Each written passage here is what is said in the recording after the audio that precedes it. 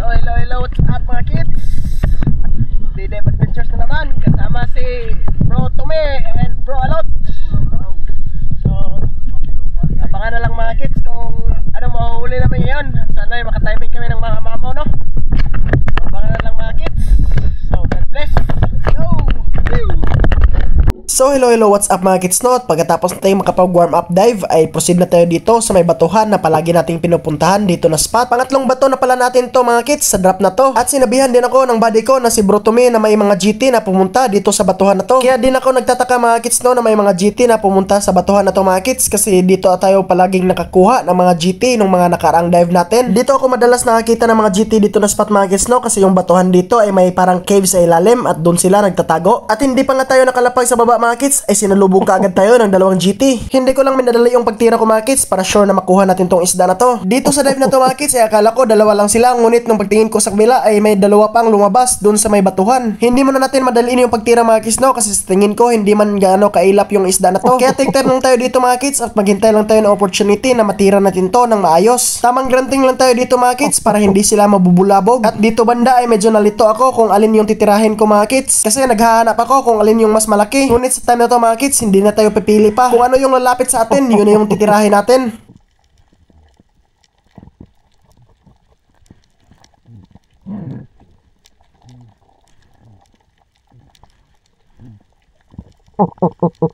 At nung umikot na yung isda mga kids, ay alam ko na ito na yung pagkakataon natin para mapana na natin to. At nung tayo binigyan ng pagkakataon mga kids, ay pinana na natin kaagad.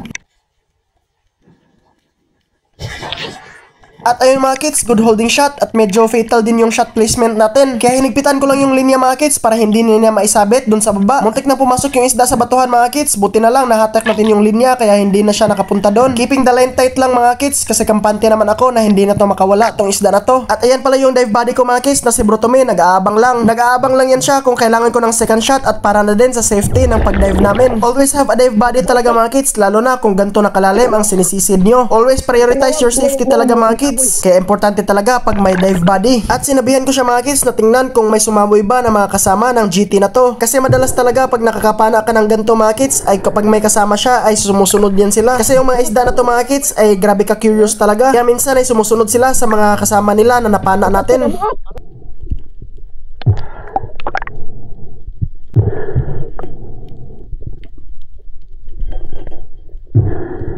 At ayun mga kids, secure na din ang unang isda natin sa araw na to, isang GT or Giant Trevally.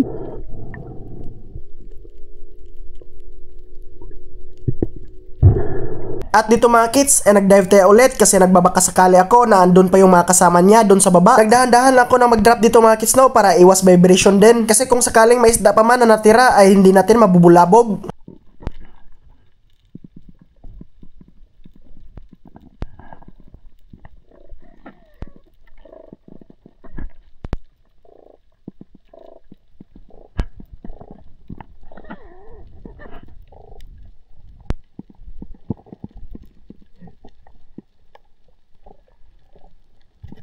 At dito mga kids, nakalapag na din tayo. At finokus ko talaga mga kids dun sa ilalim ng batuhan kung may nagtatago pa ba na isang GT. At nung pagtingin natin mga kids, ay meron pang isang piraso na nandun sa ilalim ng batuhan. Kaya dinahan-dahan kong i-close yung gap dito mga kids, no, para malapitan natin yung isda at matira natin. At nung tayo binigyan ng pagkataon mga kids, ay pinana natin kaagad.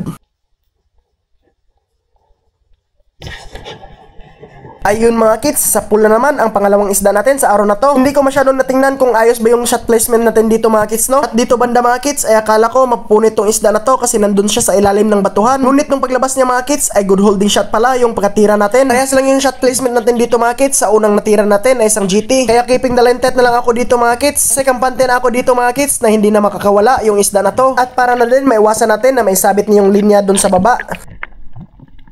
At dito pala mga kids, mag-shoutout tayo sa ating viewers and supporters na sila Brian Philip Soyman, shoutout sa iyo Lodi, and shoutout din kay Bro Anthony Nochete, isang spear gun maker sa Baclayon. Kaya kung gusto niyo magpagawa ng spear gun mga kids, no, ay PM lang kayo kay Bro Anthony Nochete. Proven and tested talaga yung mga spear gun niya mga kids, kaya PM lang kayo sa kanya. At ayun mga kids, secure na din yung pangalawang isda natin sa araw na to, isang GT or Giant Trevally. Medyo swerte tayo ngayong araw na to mga kids, no, kasi nakadalawang GT kaagad tayo. Hihira lang to dito sa spot namin mga kids, kaya grabe, sobrang saya ko dito. At ito na din yung naging last natin isda sa araw na to mga kids, kaya pagkatapos nito ay umahon na kami.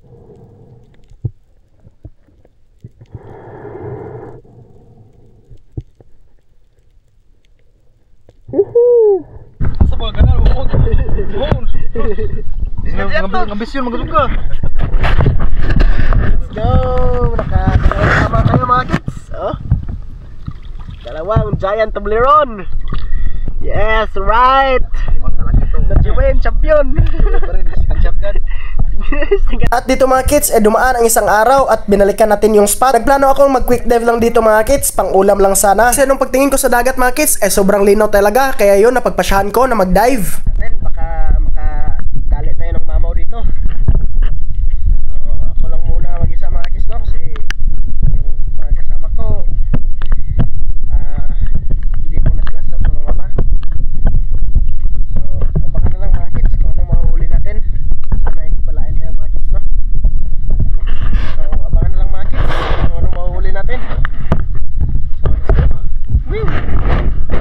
At dito banda mga kids, ay grabe, sobrang labo ng tubig. Bumaha kasi dito sa spot natin mga kids kasi magdamag yung ulan. At may sapa din dito mga kids na konekta lang sa dagat kaya ganito yung visibility sa tubig ngayon. At sa araw na to mga kids, hindi gaano kalakas yung current kaya hindi niya matatanga yung labo ng tubig dulot ng pagbaha. Kaya dumiretso lang ako dito sa may batuhan mga kids na kung saan tayo ay nakakuha ng mga GT. Dito ay nagbabaka sakali lang ako na may dadaan na mga mamaw dito. Kaya abang-abang lang tayo dito mga kids, no, kung ano yung sasalubong sa atin.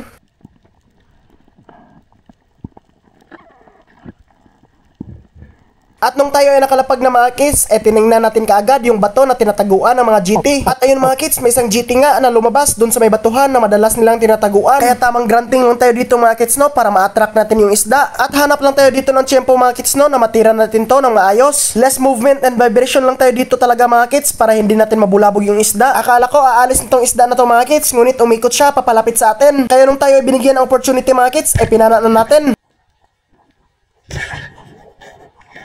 At ayun mga kids, good holding shot yung pagkapana natin at fatal din yung pagkatama. Hinayaan ko lang siya maghila ng linya mga kids, no, kasi nung pagtingin ko sa sugat niya ay napunit siya. Baka kasi tatagos ng pabalik yung flopper. Hindi ko lang hinigpitan yung linya mga kids, hinayaan ko lang siya na kumuha ng linya natin. Tsaka na lang natin to hatakin pataas mga kids kung hindi na siya maglaban pa. Kasi sobrang lakas talaga ng mga isda na to. Proven and tested na talaga yan. Hatakin lang natin to mga kids kung mahina na siya para hindi na siya makapaglaban pa. At dito mga kids, shoutout nga pala ako kay Ralph Vincent Baobao, Jiro Okado, and Michael P. Ridolosa. At dito mga kids, dinahandahan ko talaga ang paghila. At sa tingin ko naman mga kids, naubos na yung lakas niya. Kaya kampante na ako na masecure natin tong isda na to. At tingnan nyo mga kids, punit talaga yung sugat niya dahil sa sobrang lakas ng paghatak niya kanina. At buti na lang din ay hindi tumiklop yung flopper natin at hindi siya tumagos pabalik. At ayan mga kids, sa wakas ay secure na din yung isda natin sa araw na to, isang giant trevally. At pagkatapos nito mga kids, napagdesisyonan ko na umahon kasi sobrang labo talaga ng tubig. At hindi ako kampante sa gantong uri ng visibility. Pero goods na din mga kids kasi may nahuli na tayo. So ilolawan na mga kids. Grabe sobrang labo ng tubig. Kaya umahon na tayo. Buti na lang, nakadali pa tayo ng isa. Nakadali pa tayo ng isa mga kids. Ayos na din. May madala na din tayo sa ating mga.